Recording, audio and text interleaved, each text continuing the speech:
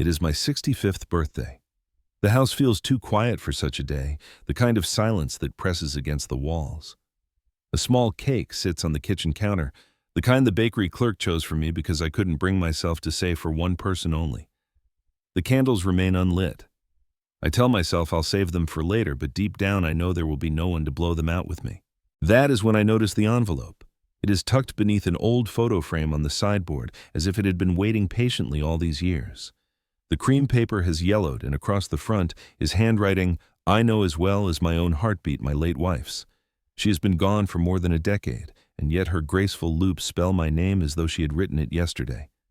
My hands tremble as I touch the paper, and for a moment I can almost smell her favorite perfume, faint lavender still clinging to the fibers. The letter feels heavier than it should. Not because of its weight, but because of the memories it drags with it. I raise it slowly, hearing the soft rasp of old paper against wood, and I realize this is no ordinary birthday gift. It is a voice reaching across time. I should feel comforted, but instead I feel a chill run down my spine. What could she possibly have left for me to find after all these years? I glance at the clock. It has been 3 years since my daughter last celebrated with me. 3 years since she looked me in the eye without disdain. She stopped calling after our last argument, when I refused to give her more money for what she called investments. I told her love was not measured in dollars. She told me I was useless, stuck in the past, incapable of helping her build a future. Since then, the distance has only grown wider. Now, on this day that should be filled with warmth, I sit alone with a cake no one will eat and a letter from the dead. I do not open it yet. Instead, I stare at the handwriting, tracing each curve with my eyes, wondering if it will reveal something I never knew. A thought creeps in, dark and unwelcome. What if this letter changes everything? What if it contains a truth I'm not ready for? Betrayal. A confession. A secret hidden so deep that even my daughter never guessed. My chest tightens, and I remind myself of my heart condition. Stress is dangerous, but I cannot pretend this letter does not exist. Its presence is louder than any voice, its silence more piercing than any scream. I light one candle on the cake more for company than celebration. The flame flickers, painting shadows across the room.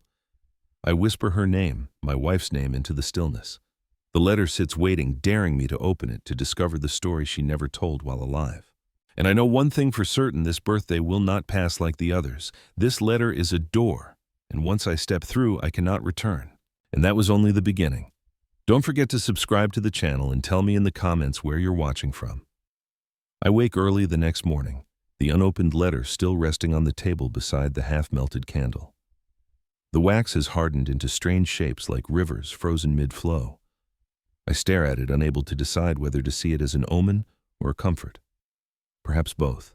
The world outside feels unchanged, the sound of a neighbor's radio, the smell of bread from the corner bakery, the usual rhythm of life. Yet inside my chest, everything is shifting. I go about my routine, boiling water for tea, feeding the stray cat that insists on visiting me every morning, but each small action feels like I'm performing in a play whose script I no longer know. For years I thought stability was enough. Wake up, read the paper. Tend to the small garden my wife once adored. People say ordinary life is boring, but I always found a kind of peace in it. The clinking of spoons, the hum of the refrigerator, even the creak of the old wooden floor. They were reminders that not all things vanish when people do. But this morning the peace feels fragile. The cat scratches at the door as if sensing the tension I carry. When I bend to pour milk into her bowl, my back twinges sharply, reminding me of the years that have passed. Aging isn't only visible in the mirror, it hides in joints and forgotten names in the way sleep never feels as deep. That, I think, is the true quiet thief. My thoughts drift back to my daughter. Once she filled this house with noise, her laughter echoing down the hall, her teenage music blasting from her room. I sacrificed everything to give her a life of comfort after her mother died. I worked 2 jobs, skipped meals, and sold my late father's watch just to pay her tuition. I remember polishing her school shoes at night so she wouldn't feel embarrassed among her classmates. Now those days feel like someone else's memories. The girl who once clung to my arm is gone, replaced by a woman who looks at me as if I'm a burden. The last time she came, she didn't even step inside. She stood at the doorway demanding money for her business. I told her no. She spat the word selfish at me before leaving in a storm of perfume and slammed doors. I pause over my tea, the steam rising like a question mark. Was I selfish? Or was I simply trying to hold on to the little security I had left? Parents aren't supposed to weigh their sacrifices, but sometimes in the quiet hours I do. Silence has its own way of speaking. I pick up the newspaper trying to distract myself. A headline catches my eye. Abandoned parents seek shelter. It's a small piece buried between politics and sports, but it needles at me. I fold the page, thinking of the cultural stories my mother used to tell about children who dishonored their parents and were cursed with wandering souls. Superstition, perhaps, but sometimes I wonder if such curses don't exist in another form. Loneliness, regret, estrangement. My phone buzzes. For a moment, hope leaps. It could be her. But no, it's just the electricity company reminding me of a due bill. I let out a bitter laugh. Funny how technology can bridge oceans, but not the distance between hearts. I glance again at the letter. It waits patient as ever. Whatever truth it holds, I sense it will unravel the fragile balance of this ordinary life. Yet I also know that ignoring it won't protect me. Secrets never stay buried forever. I breathe deeply, placing my hand on the table palm flat against the paper. I promise myself that tonight, when the world is quiet again, I will open it. But I soon realized that wasn't the worst of it. That evening, the silence of the house deepens. The cat is gone, the lights dim, and the only sound is the ticking clock above the kitchen doorway. My eyes return again and again to the letter. I promised myself I'd open it tonight, but somehow I cannot bring myself to tear the flap. Something inside tells me that once I know what's written, my life will not belong to me anymore. Instead, I find myself drifting toward the study. It is a small room lined with old bookshelves where dust hangs heavy in the corners. I rarely enter anymore except to water the dying fern by the window. Tonight, though, something draws me in. Perhaps the letter awakened old instincts, the sense that not everything in this house is as ordinary as it seems. At the far end stands an oak desk, scratched from years of use. One drawer has always been difficult to open. My wife used to laugh about it, calling it the drawer that keeps secrets. I pull at the handle and it resists, groaning in protest. For a moment I almost give up, but then the metal creaks and it slides open with a reluctant sigh. Inside I find a jumble of forgotten objects, a broken fountain pen, a stack of yellowed receipts, a faded photograph of my daughter as a child holding a balloon at the fair. But beneath these, tucked tightly against the wood, is something heavier, a small wooden box with a tarnished brass lock. The lock is old green with age, yet the box itself feels oddly deliberate, as if it has been waiting for me. My wife's handwriting appears again, carved faintly on a slip of paper taped to the lid for when the time is right. I freeze. This is no coincidence. The letter, the box, the timing, my 65th birthday. My wife planned all this as though she knew I would need something to hold on to long after she was gone. But the box is locked and the tiny key is nowhere in sight. I run my fingers over the brass, feeling the cold bite of metal. My first thought is frustration. My second is fear. What could be inside that she went to such lengths to hide? A deed. A confession. A truth. My daughter never knew. I set the box on the desk and sit back in the chair. The weight of it seems to anchor me, pressing questions into my chest. I remember how my wife used to tell me, not every truth is meant to be carried all at once. Perhaps this was her way of delaying the inevitable. The air grows heavy. I hear the house creak as if it too holds its breath. My mind drifts to practicalities. I could try to force it open, perhaps with a screwdriver. But something in me resists. Breaking it feels wrong, almost sacrilegious. If she locked it, it must have been for a reason. Instead, I return the box to the drawer, though my hands linger on the smooth wood. I know this will not be the last time I see it. It has already taken root in my thoughts. As I leave the study, I notice something peculiar. The faint outline of dust on the desk is disturbed, as if someone had touched it recently. My chest tightens. I live alone. Who else could have been here? I close the drawer carefully, but my heart continues to pound long after I step back into the hallway.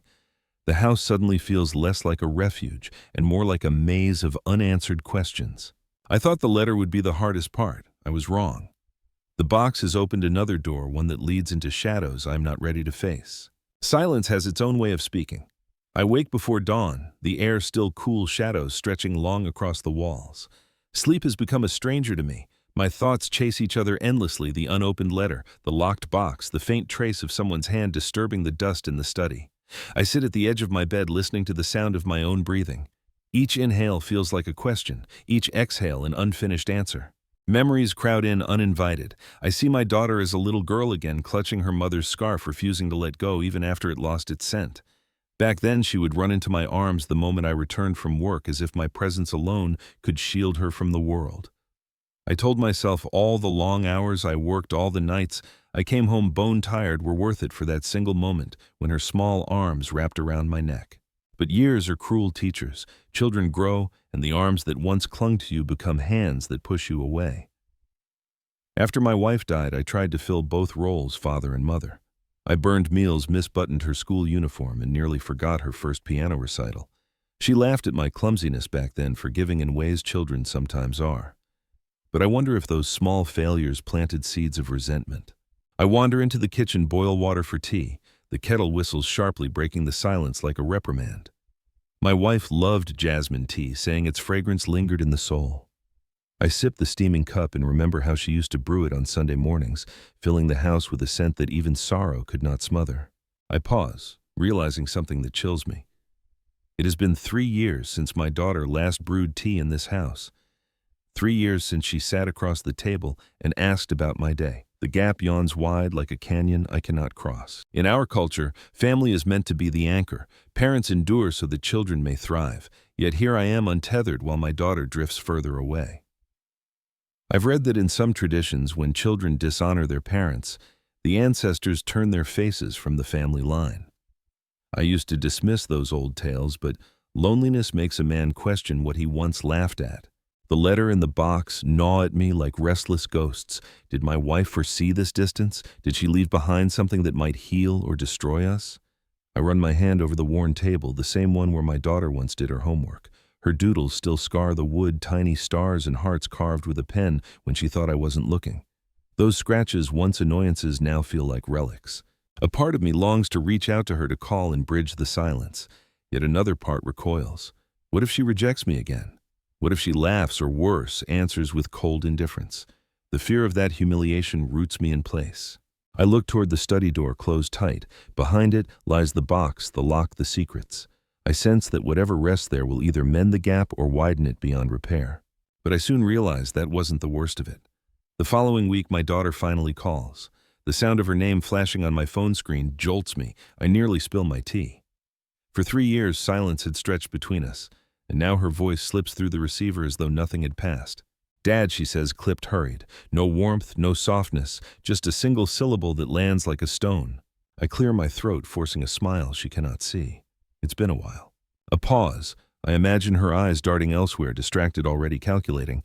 "I need to talk to you. I'll come by tomorrow." Before I can answer, the line goes dead. I stare at the phone, heart thudding. There was no "how are you?" No happy birthday, just need, always need. My hands tremble as I set the phone down, and I realize that even the hope of reconciliation feels like a cruel joke. The next day, she arrives. I open the door, and for a fleeting moment, I see the little girl she once was, her hair tied back the same way her mother used to braid it. But the resemblance ends there. Her eyes are hard, her lips pressed thin. She doesn't step inside right away. Instead, she scans the entry hall as if assessing what's worth taking.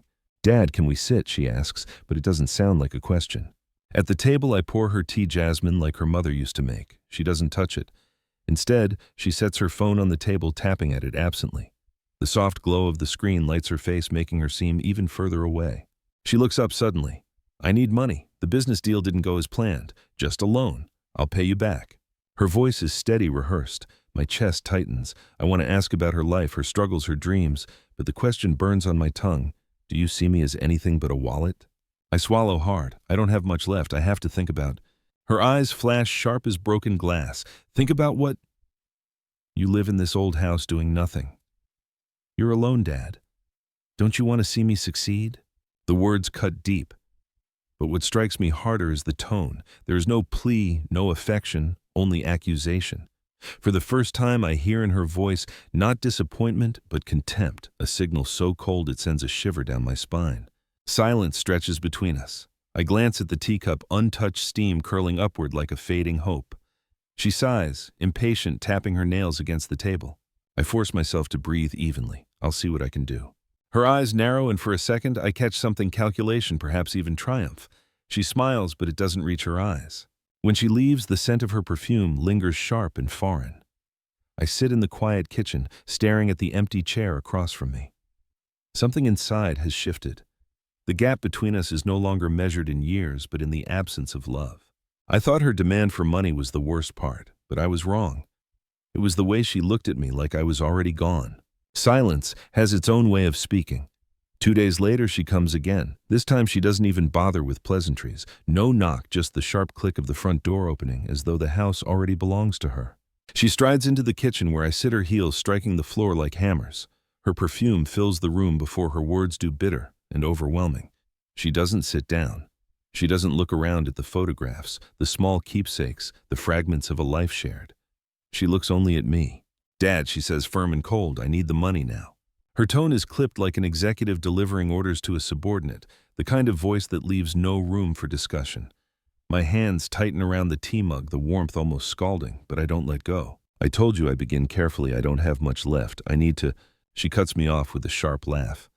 "Don't play poor. You've been hiding assets for years. Mom left you something, I know it." The words hit me harder than any slap could. My chest tightens. I search her face for some hint of hesitation, some trace of the child I raised, but her eyes are hard, glittering with anger.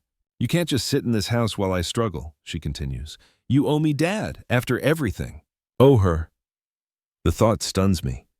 Did all those years of sacrifice, working double shifts, selling heirlooms, skipping meals, translate into a debt I can never repay? I take a slow breath. "I've done what I could for you, more than you know, but what you're asking."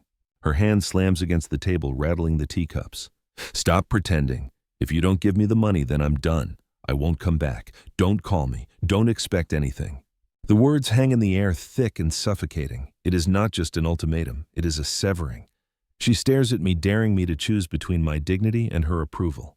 In that moment, I realize she is not bargaining, she is abandoning. Her threat is not a weapon to win me over, but a promise she is prepared to keep. I manage to whisper, "You would throw away family for money." Her lips curl into a bitter smile. Family doesn't pay the bills. She turns on her heels, striking the floor in staccato beats, and leaves the house without another word. The door slams, and with it, the silence rushes back in. I sit frozen, the echo of her words drilling into me. My heart feels heavy, but my mind sharpens with an awful clarity. She has already chosen money over me. I thought her first demand was cold, but now I see the truth. This was not a daughter's plea. It was an ultimatum from a stranger who wears my daughter's face. But I soon realized that wasn't the worst of it. The morning after her ultimatum, I wake with a heaviness in my chest. For a moment I wonder if it's my heart betraying me again, but soon I realize it's not illness, it's dread. I dress slowly, the weight of her words still pressing against me. "If you don't give me the money, I'm done." I walk to the bank, the air crisp and unforgiving. The teller, a young man with a polite smile, greets me by name. I hand him my card and request a printout of my account. He hesitates slightly, too slightly, and then hands me the paper. My eyes scan the numbers. My balance, once modest but stable, is frighteningly low. Withdrawal after withdrawal, each one larger than the last, drains the page of its comfort. I blink, hoping I'm mistaken, but the truth blares back at me in ink. The account is nearly empty. Is there a mistake? My voice sounds foreign to my own ears, thin and desperate. The teller glances nervously at his screen. "The transactions were authorized, sir. All with the correct signature." I frown. My hand shakes as I take back the slip. My signature, how I only use this account for necessities. Rent, utilities, groceries, nothing extravagant, certainly not the thousands that are missing. Walking home, the slip clenched in my fist. I can't escape the sickening thought, could she have done this? My daughter, the one I trusted more than anyone, the one I once held against my chest as she cried for her mother. When I reach the house, I sit at the table, the silence roaring in my ears. I take out the letter from my wife, still unopened, and place it beside the bank slip. Two weights pressing me from different worlds, one from the living, one from the dead. I remember reading once that in some countries, filial piety is protected by law. Children are obligated to support their parents. Here, though, the law cannot force love. It cannot force loyalty. I run my finger over the numbers again, and my stomach twists. Nearly everything I saved, everything I held on to for security in my old age, is gone. I think of the box in the drawer of my wife's handwriting for when the time is right. Maybe she knew. Maybe she foresaw that the daughter we poured everything into would one day turn against us. I whisper aloud as if she can hear me still. "Why did you leave me with this alone?" The kettle whistles startling me, and I let it shriek longer than usual before pulling it off the stove. The sound fills the room, a harsh reminder that noise does not equal comfort. I sip the tea bitter, and scalding my thoughts circling the same conclusion: my daughter has betrayed me, not with words this time, but with actions written in ink. Silence has its own way of speaking. The day after I discover my empty account, I avoid the study. I avoid the drawer. I avoid the letter. Instead, I linger outside, trimming the garden hedges that no longer need trimming, sweeping the path already swept clean. Anything to drown the roar inside my head. As I stoop to gather fallen leaves, a familiar voice calls from over the fence. It's Mrs. Alvarez, my neighbor of nearly 20 years.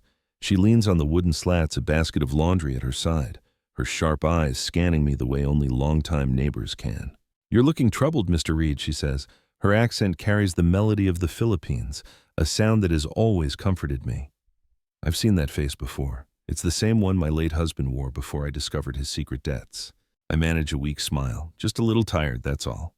She narrows her gaze. "Tired men don't stand in the garden at dawn staring at the ground." She lowers her voice, conspiratorial. "I saw your daughter the other night, with 2 men. They were near your mailbox whispering. She didn't notice me watching from the window." The words hit me like cold water. When was this? 3 nights ago. Around midnight. One of the men carried a folder, looked official. They kept pointing toward your house.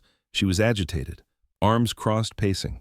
Then she drove away in that new car of hers. I feel my knees weaken. Midnight. Near my mailbox. Men with documents. My daughter pacing like a conspirator. My throat dries as questions flood in. Were they bankers, lawyers, or worse, scammers who now know more about my family than I do? Mrs. Alvarez watches me carefully. "You should be cautious, Mr. Reed. People are not always who we hope they are." She adjusts the basket and gives a faint sigh. "In my country, we say the knife that cuts deepest is the one kept in the family kitchen." Her words chill me. I thank her with a stiff nod, though my mind reels. The image she paints burns itself into my thoughts, my daughter in the dead of night scheming with strangers. I walk back inside, close the door firmly, and press my back against it. My house suddenly feels fragile, as though the walls themselves have overheard her betrayal. I think again of the empty account, the ultimatum, and now this secret meetings at midnight. I pace the hallway, running my hand against the wallpaper worn thin by years of living. My wife's photograph hangs there, her eyes kind but firm, as if demanding answers from me. I whisper to her, "What did you know? What did you leave behind in that box?" The ordinary tick of the clock sounds louder, like footsteps approaching. I can no longer tell if I am uncovering the truth or if the truth is closing in on me. But I soon realized that wasn't the worst of it. That night, the air feels heavier than usual, as though the sky itself presses down on the house. I sit in the living room with the lamps dimmed, the letter resting on the table like an accusation, the wooden box still locked in the study. My thoughts churn endlessly about the missing money, my daughter's harsh words, and Mrs. Alvarez's warning. Sometime past midnight, I hear a faint crunch of gravel outside. My chair creaks as I rise. Through the curtains, I glimpse the front gate, its iron bars faintly silver under the moonlight. A figure lingers just beyond, motionless. My heart stutters. I lean closer, careful not to be seen. The shape is tall, cloaked in darkness, too still to be casual. I hold my breath, waiting for movement. Finally, the figure shifts slightly, as though checking something in their hands. A flash of paper, or maybe a phone screen, glimmers briefly before vanishing again. My pulse quickens. Could it be one of the men Mrs. Alvarez mentioned? Or my daughter herself returning under cover of night? I press my palm against the window pane, cool glass grounding me as I try to make sense of what I see. Minutes crawl by. The shadow does not approach, does not retreat. It merely waits, watching. I think of calling out, but fear knots my throat. Instead, I switch off the lamp, plunging the room into deeper shadow. Silence stretches, broken only by the ticking clock and my ragged breathing. I stand there hidden until at last the figure drifts away, melting into the dark street. Relief comes too soon. When I finally step outside, drawn by the need to confirm what I saw, I find something at the gate, a single footprint pressed deep into the dirt. Fresh. Large, not my daughter's. I crouch, running my fingers over the outline. My skin prickles.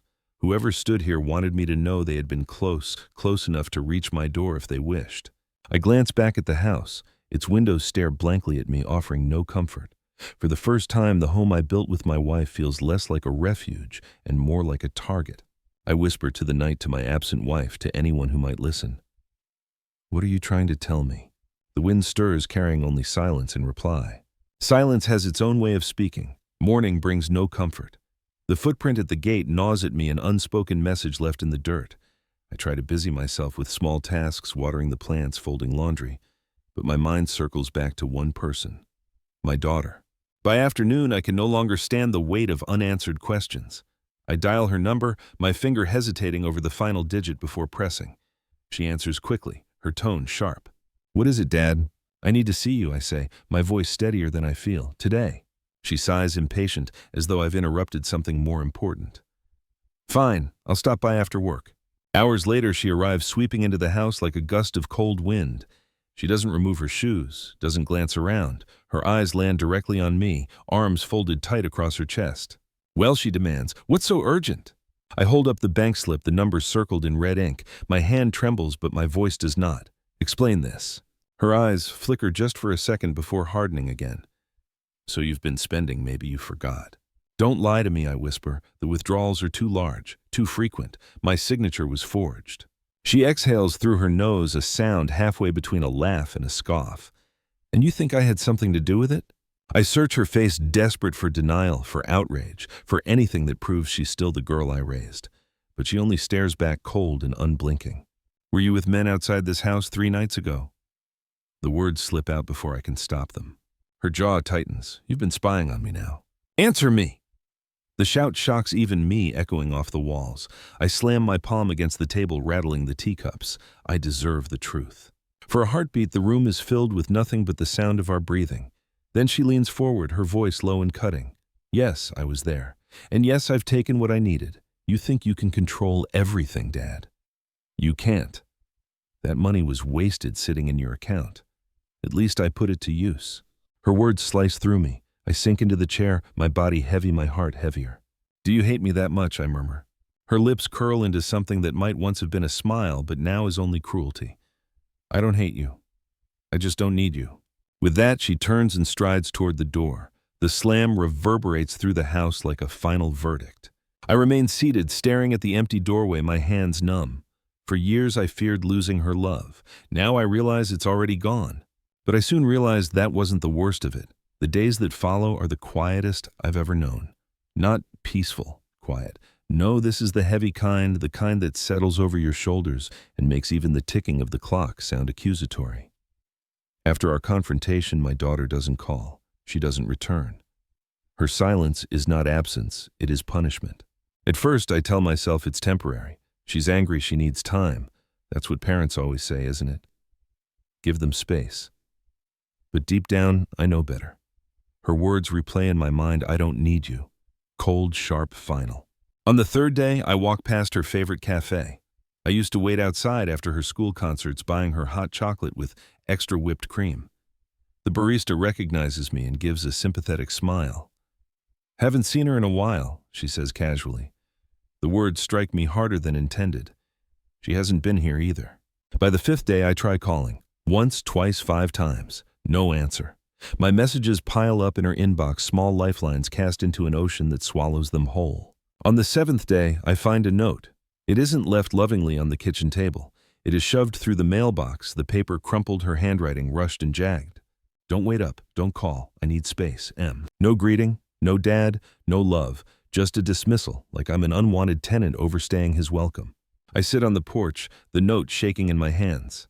Across the street, Mrs. Alvarez hangs laundry, pretending not to see me. The breeze carries the faint scent of detergent, too clean, too sharp against the sour knot in my stomach.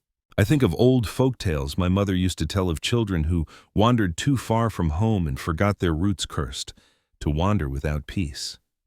Back then I laughed at such stories. Now I wonder if they were warnings disguised as bedtime tales. Night falls heavier than before. I light a single candle the same way I did on my birthday and place it near the letter from my wife. Its flame flickers, casting long shadows across the walls. 2 unopened messages, one from the living, one from the dead. Both distancing me from the life I once knew. Sleep does not come. Instead, I stare at the front gate, half expecting another shadow to appear. But tonight, there is nothing. Only emptiness. Only the echo of my daughter's absence. Silence has its own way of speaking. 2 weeks pass in a haze of silence. The days bleed together, tea gone cold before I finish it, the cat visiting less often, the letter and locked box sitting untouched but never forgotten. I don't hear from my daughter. I don't expect to. Then the phone rings one morning. It's a distant cousin, one I only see at weddings and funerals. His voice is somber. Uncle Henry passed. The funeral's this weekend. You should come. I almost declined. Grief has worn me thin enough already, but something compels me. Perhaps it's duty. Perhaps it's the need to remind myself that family still exists, however distant. I put on my black suit, the one that smells faintly of mothballs, and make the trip across town. The chapel is small, its wooden pews filled with faces I barely know. Candles burn along the altar, their scent of wax and lilies clinging to the air. I stand quietly, hands folded as murmured prayers drift like smoke. It's then I see her. My daughter. She's sitting near the back, not in mourning black, but in a sharp crimson dress that seems almost defiant. My chest tightens. For a moment, hope flares. Maybe she came to see me, maybe grief softened her heart. But as I watch, she leans toward a man beside her. He isn't family. He wears an expensive suit, his hand resting too casually on a folder in his lap.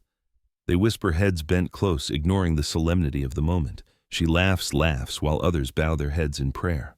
A cold shiver runs down my spine. I strain to hear, but catch only fragments. Deed, transfer, sooner than later. The words slice through me like a blade. Transfer, deed. I think of the box in the study, the key I haven't yet found, the secrets my wife left behind.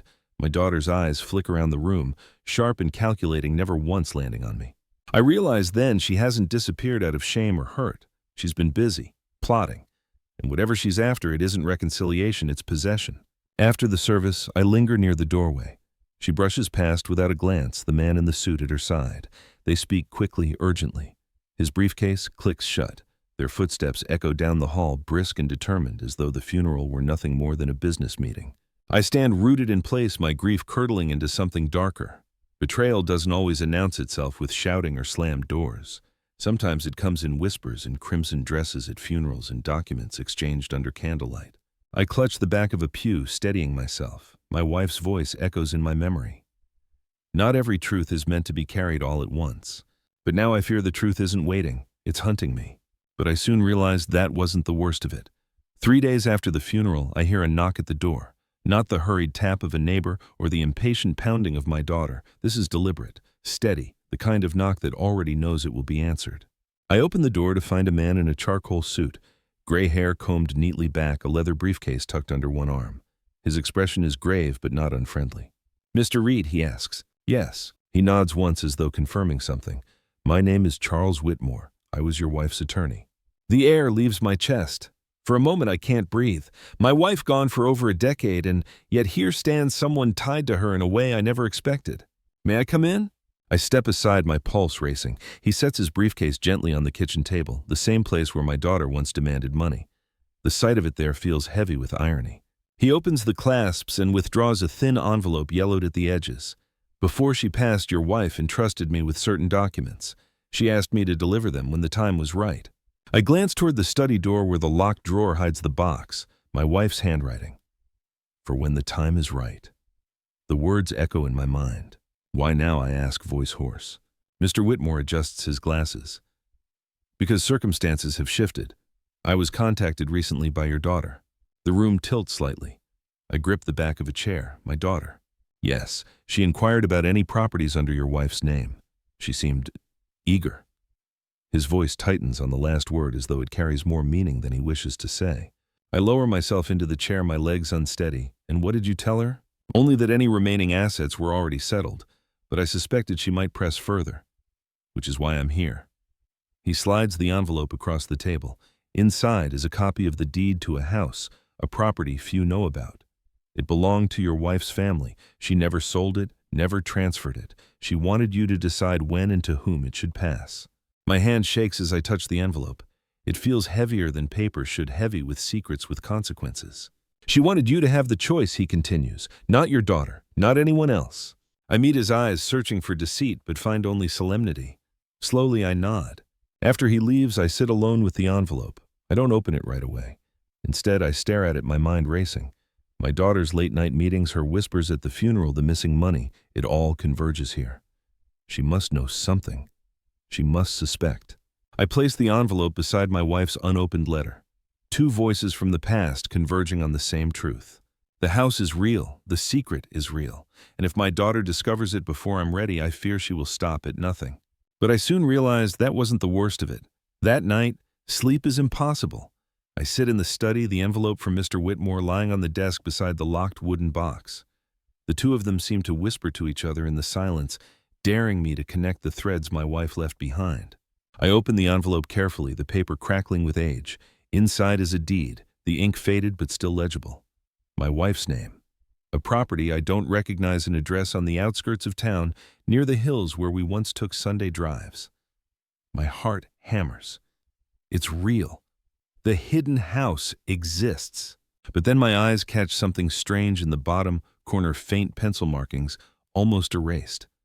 My wife's familiar handwriting. Just 3 words. Trust the key. The phrase pierces through me. My mind flies to the locked drawer, the box, the brass lock that resisted me days ago. Could it be connected? With trembling hands, I pull open the drawer once more. The box waits inside, its brass glinting faintly in the lamplight. I turn it over, searching every edge, every seam.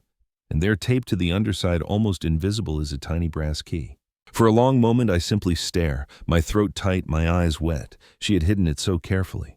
All these years, and it remained untouched, waiting for this moment for me. I peel it free, my fingers shaking. It is no larger than my thumb, cool and unassuming. Yet in my palm, it feels like a heartbeat. Sliding the key into the lock, I pause. The air feels charged, as if the house itself is holding its breath.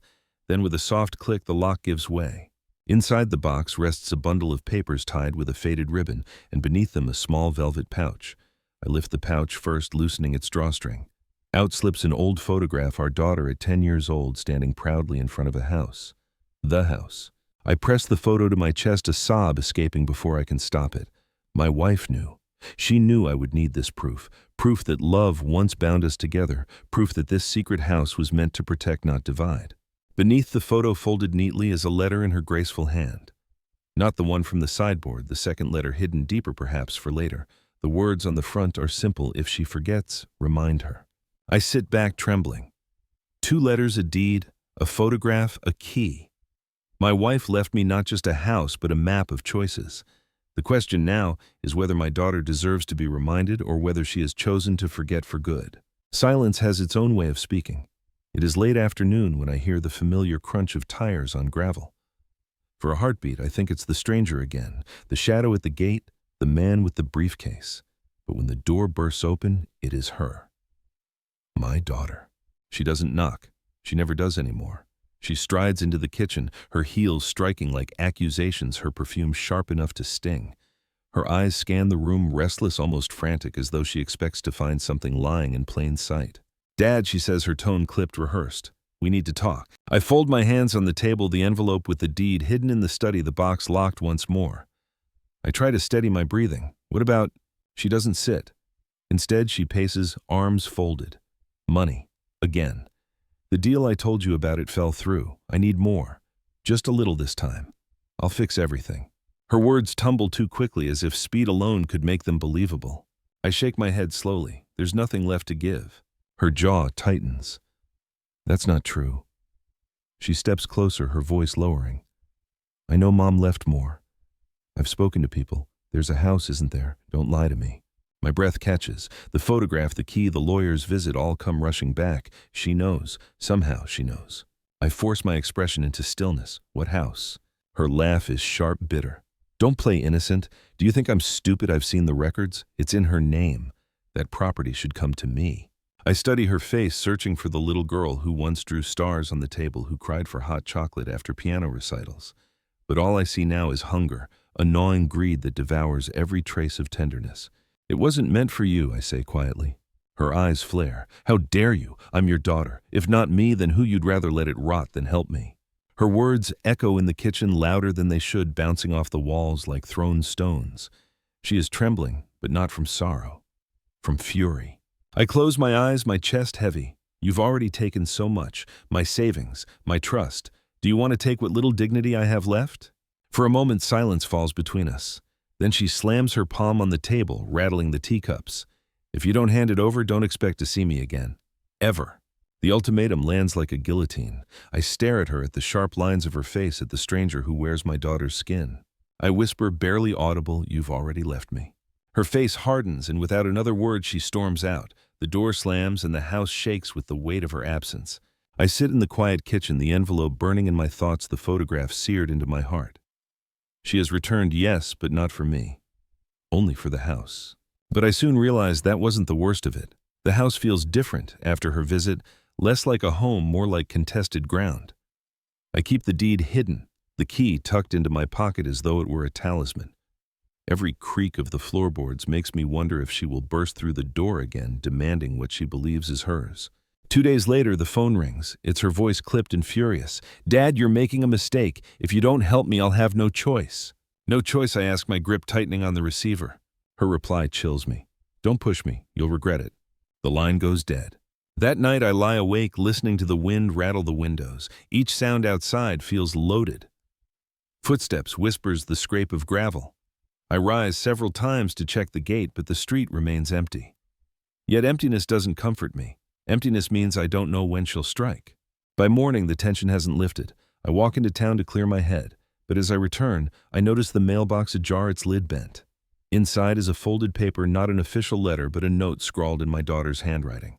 "Sell the house, or I'll cut ties forever." The words blur as my vision swims. My knees nearly buckle. This is no longer a plea, it's a threat.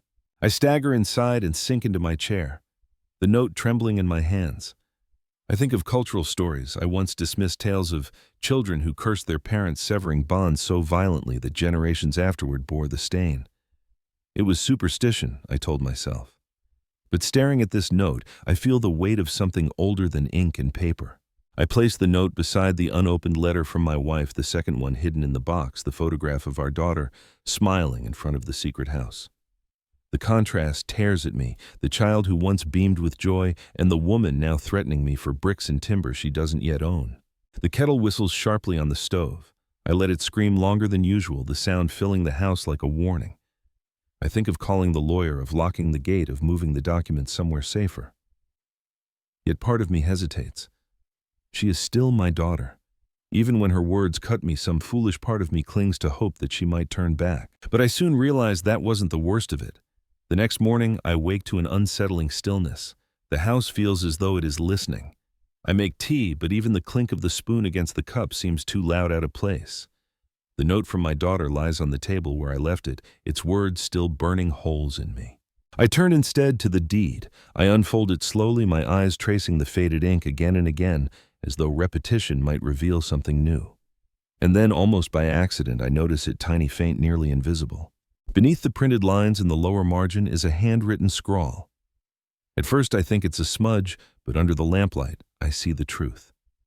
My wife's handwriting, faint but unmistakable. 3 letters, an initial and a surname. J. Whitmore. I whisper it aloud, my throat dry. Whitmore, the lawyer who came to my door. She signed it not just for legality, but as a signal, a clue hidden in plain sight. Why write his name if not to tie the house to him, to his protection? My mind races back to her words on the second letter, the one in the box. If she forgets, remind her. Perhaps this was her way of ensuring the truth could not be erased, not by greed, not by betrayal. She left a chain, each link pointing to the next. I sit back overwhelmed. My wife had been planning long before her death. She must have foreseen the fracture between me and our daughter, must have known temptation would grow like ivy around her. She trusted Whitmore. She trusted me.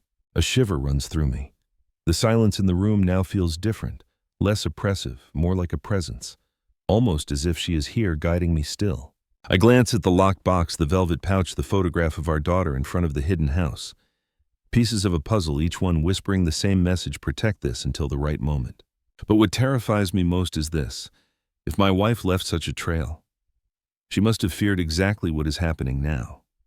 She must have known our daughter might one day come demanding what she believed she deserved. I close my eyes, pressing my hand against the deed. The paper is warm from my touch, but in my chest I feel only a chill. My wife's silent clue has spoken louder than words. Silence has its own way of speaking. It happens on a Sunday evening, the kind of day my wife once reserved for family dinners. Back then, the table groaned under bowls of stew and baskets of bread, our daughter giggling as she tried to sneak extra dessert. Now the table is bare except for a single teacup and the folded deed. The door swings open without warning. My daughter doesn't bother knocking anymore. She steps inside, her heels sharp against the floorboards, her face set in hard lines. "You've been avoiding me," she says, her voice cool as steel. "I've been thinking," I reply softly, though. My hands tremble under the table. She notices the papers instantly, her eyes narrowing. "That's it, isn't it? The house. I knew it." I place my palm over the deed. "This isn't yours." Her laugh is sharp, humorless. "Not mine. Who else would it be for? You think you'll live forever. You think some stranger deserves it more than me." Her words sting, but what wounds deeper is the venom in her tone. She doesn't see me as her father anymore, only as an obstacle. I try to speak calmly. "Your mother left it to protect the family, not to divide it." She slams her hand down on the table, rattling the cup. "Family. You sit here clinging to dusty memories while I struggle. If Mom were alive, she'd give it to me. You're just too selfish to admit it." Selfish. The word pierces me. I see flashes of the past. My double shifts the nights I went hungry so she could eat the dreams I sacrificed so hers could flourish. And now she throws that word at me like a curse. Tears blur my vision, but I blink them back. "Do you really believe that after everything?" She leans closer, her eyes cold. "Yes, you're pathetic, Dad, sitting in this crumbling house clutching secrets like treasure. No wonder Mom never trusted you to handle things." The room tilts. For a moment I can't breathe. Did she truly believe that? Or is it just cruelty designed to break me? Either way, the knife lands where it hurts most, in the shadow of my wife's memory. I close my eyes, letting the silence settle between us. Somewhere deep inside, a voice warns me not to answer in anger. But another part of me, the wounded part, wonders if silence is simply surrender. She straightens, snatches her purse, and heads toward the door. "Decide, Dad. Either you hand it over, or I walk away for good." Her words echo as the door slams shut, reverberating through the house. For a long while I sit motionless, her cruelty replaying in my ears. But I soon realized that wasn't the worst of it. The days blur together after her outburst. I move through the house like a ghost, each room echoing with her cruel words. Pathetic. Selfish. No wonder Mom never trusted you. They loop in my mind until I can hardly tell if I'm hearing her or myself. I try to keep busy watering the plants, tightening loose hinges, polishing the photographs on the wall. But even these simple tasks exhaust me. My chest grows tight more often now, the ache spreading down my left arm. I tell myself it's just age, but I know better.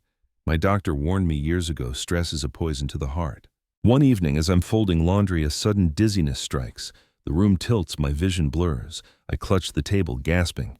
For a terrifying moment, I wonder if this is it, the end, alone in the house my wife left me, abandoned by the daughter I once lived for. When I finally steady myself, I sink into a chair, sweat dampening my shirt. The clock ticks on, indifferent. I think of calling my daughter, telling her what almost happened, but the thought dies quickly. What would she say? That I'm exaggerating, that my weakness proves I can't be trusted with the house. Instead, I dial my cousin's number, the same one who called about the funeral. His voice is warm, but hurried, children shouting in the background. "You should get yourself checked, Henry," he says gently. "Don't wait until it's too late." I promise I will, though I know I won't. The thought of lying in a hospital bed with no one at my side terrifies me more than the pain itself. That night, I dream of my wife. She stands in the hidden house, sunlight pouring through lace curtains. She reaches out to me, but when I move closer, she shakes her head. Her lips form silent words I cannot hear. I wake with tears on my cheeks and the sense that time is running out. The next morning, whispers ripple through the neighborhood. Mrs. Alvarez stops me at the gate, concern etched on her face. "I heard your daughter arguing in town," she says. "She was telling someone that soon, very soon, this house will be hers, that you won't be around much longer." Her words pierce me deeper than any chest pain. My daughter isn't just waiting, she's preparing for my absence, counting on it. I return inside, trembling. I stare at the deed, at the keys, at the letters. The weight of betrayal crushes me, heavier than illness, heavier than age. I thought I had reached my limit, but now I see the truth. The breaking point isn't the silence of abandonment, it's realizing your child is planning for your death. But I soon realized that wasn't the worst of it. It happens on a gray morning, the kind where the clouds sag low as if they too carry secrets. I sit at the kitchen table, the deed unfolded before me. My wife's faint handwriting staring back like an unblinking eye. Trust the key. The wooden box rests beside it. the ribbon around its bundle of papers, slightly frayed from my hands, turning it over and over. At last I untie the ribbon. Inside are letters, several of them written in my wife's graceful script. My breath catches as I read the first one. It is addressed to me, but it speaks also to our daughter. If you are reading this, it means the house is needed now. I kept it hidden because I feared greed might one day cloud our child's heart. Henry, if she has forgotten what love looks like, remind her, the house is not for her ambition. It is for her shelter, her survival should life bring her low. My hands tremble. She foresaw this, she knew. The second letter is shorter. The deed is yours until you decide otherwise. Do not let guilt hand it to unworthy hands. Wait until the right moment. I sink back in the chair, my chest-tight tears pricking my eyes. My wife's foresight burns through the years, her voice as clear as if she sat across from me. She must have known how fragile love could become, how easily a daughter's affection could twist into entitlement. And then at the bottom of the box, wrapped in tissue, I find something else, a small brass key, different from the one that unlocked the box. Longer, older. My pulse quickens. I know instantly what it is. The key to the hidden house. I clutch it in my palm, cold metal biting into my skin. The weight of it feels both protective and dangerous. This is more than a house. It is the last piece of my wife's legacy and the fulcrum on which my daughter's choices will balance. I picture her face when she demanded it, the fury, the contempt. And I picture her again as a child in the photograph, smiling in front of that very house, unaware of the future to come. I whisper aloud, my voice breaking, what happened to you? The silence offers no answer. Only the key gleams in my hand, a revelation made solid. I hold the power now. Power to give, to deny, to protect. Power my daughter does not yet realize I possess. But I soon realized that wasn't the worst of it. It doesn't take long. 2 evenings after I discover the second key, the door slams open again. She storms in as if the walls were hers, her heels sharp against the floor, her eyes already aflame. I know about the house, she spits, not even offering a greeting. Stop playing games with me. I don't move. I sit at the table, the deed resting in front of me, the brass key glinting in my palm. I make no effort to hide it this time. Her gaze falls on it, and for the first time in years I see her mask slip. The blood drains from her face, her eyes widen, mouth parting soundlessly. Shock freezes her features as if the ground beneath her has shifted. You found it. Her voice trembles, then hardens again. It belongs to me. I shake my head slowly. No. It was never meant to be yours by demand. Your mother left this house with a purpose, a protection, not a prize. She steps closer, her hands trembling, anger and desperation warring in her expression. You can't do this, Dad. You can't keep it from me. You don't understand. I need it. I deserve it. Her words echo through the kitchen, bouncing off walls that once heard her laughter as a child. I feel the weight of her desperation. But beneath it I also see something raw, fear, a fear that without this house her life will collapse. I place the key gently on the table. Her eyes lock onto it, her body leaning forward like a predator ready to pounce. But I cover it with my hand. This isn't about what you deserve, I say quietly. It's about what you've become. She falters. Just for a moment. Then the fury returns. If you don't give it to me, I'll... She stops herself, but the unfinished threat hangs heavy in the air. I rise slowly, the chair scraping against the floor. You already abandoned me for money. Don't abandon yourself as well. Her face twists, the shock now mingling with something far uglier, regret she won't admit, shame she won't name. She snatches her purse, muttering under her breath, and storms toward the door. But I can still see it, that brief moment when her bravado cracked, when her face went pale at the sight of the key. For the first time, she realized the power was not hers. It was mine. Silence has its own way of speaking. The house feels hollow after she leaves, as if her rage has stripped the air itself. I sit back at the table, the brass key resting in my hand, its weight both reassuring and unbearable. I turn it over between my fingers, the cool metal warming slowly against my skin, a reminder that choice still rests with me. The phone rings the next morning. Her voice trembles on the other end, thin and brittle. Dad, I didn't mean it. I was just upset. You know how much pressure I'm under. Please, forgive me. Forgiveness. The word sits bitter on my tongue. I think of my empty bank account, of the cruel words she spat, of her laughter with the stranger at the funeral.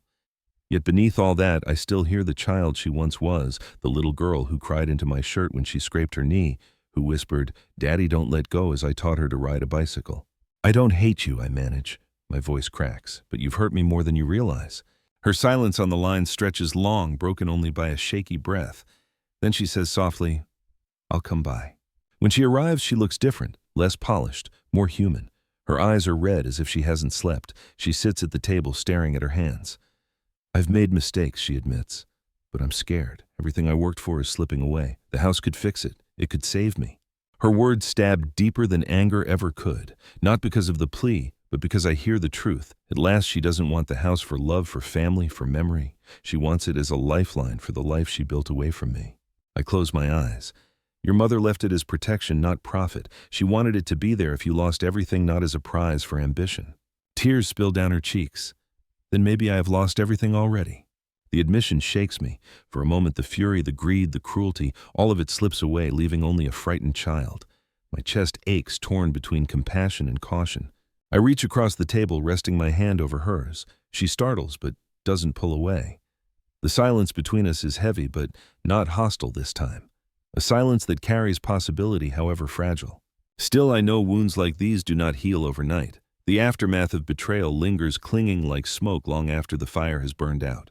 But I soon realized that wasn't the worst of it. The night after her visit, I lie awake staring at the ceiling, the key pressed in my palm. My daughter's tears, her sudden softness, replay in my mind like a refrain. Was it real, or just another mask? I want to believe it was real, but belief has cost me dearly before. At dawn, I sit in the study, the deed, the letters, and the photographs spread before me like evidence in a trial. My wife's handwriting whispers from every page. If she forgets, remind her. Do not let guilt hand it to unworthy hands. I trace the curves of her script, hearing her voice in my head. She left me not just the house, but the responsibility to protect it. For hours I wrestle with the choice. Give my daughter the house and perhaps she will return to me, but at what cost? Deny her, and she may cut herself away forever, severing the last thread that binds us. Either path feels like loss. By afternoon, I find myself walking toward the small church where my wife once lit candles for guidance. The pews are empty, the air thick with wax and dust. I sit alone in the front row, the key cold in my pocket. My thoughts drift to old proverbs, how a parent's heart is a candle burning itself to give light to the child. But what if the child refuses the light? I kneel, pressing my forehead to folded hands, whispering into the silence. Tell me what to do. Of course no voice answers, only the creak of the rafters, the hum of the old organ pipes. But deep within, clarity settles like a stone in water. When I return home, I place the key back in the box, wrapping it in the velvet pouch. I fold the deed and tuck it beside the letters. Then I lock the box once more and slip it back into the drawer. My decision is made. The house will not go to her. Not now, not while her heart is blinded by greed. Instead, I will choose a guardian worthy of the trust my wife placed in me, someone who will honor the purpose of that hidden house. When my daughter comes again, as I know she will, I will be ready. Silence has its own way of speaking. The days that follow are quieter than I expected. My daughter doesn't return right away. Perhaps she is regrouping. Perhaps she is nursing her anger, or perhaps she is simply done with me. Whatever the reason, the house breathes easier without her footsteps storming through the halls. I find myself moving more slowly, more deliberately. Each morning I make tea, light a single candle, and sit with the photograph of her as a child, smiling in front of the hidden house, her hand clasped in mine. That image steadies me. It reminds me that once long ago, love was enough. The box remains in the drawer, the key and deed locked inside, waiting. I have written a letter of my own, now instructions for the lawyer for Mrs. Alvarez, if needed for anyone who must take charge when I no longer can. The house will not vanish into greed. It will stand as my wife intended, a refuge, not a trophy. Sometimes when the loneliness grows heavy, I wonder if I was too harsh. Perhaps if I had given her everything, she would have softened. But then I recall her cruel words, her threats, her laughter at the funeral. Love cannot grow from poisoned soil. To give her the house now would be to betray not only myself but my wife's memory. And yet I do not close the door entirely. I leave a light burning in the window at night, a small beacon, in case one day my daughter returns, not for wealth, but for family. If that day comes, perhaps the house will fulfill its true purpose. Until then, I carry both the weight of betrayal and the hope of forgiveness. Family, I have learned, is both our greatest strength and our deepest wound. Love can be twisted by greed, trust can be shattered by silence, and yet hope lingers. It lingers in letters from the dead, in keys hidden away in fathers who still wait at the window. The story of the hidden house is not just about what was lost, but about what must be protected, the truth, the memory, the fragile chance of redemption. I lean back in my chair, the candlelight flickering across the room, and whisper into the quiet, "I forgive you," even if you never hear it. The silence answers softer this time, almost like a blessing. Thank you for staying with me through this story. If it touched you, please subscribe and continue with the next story in the playlist.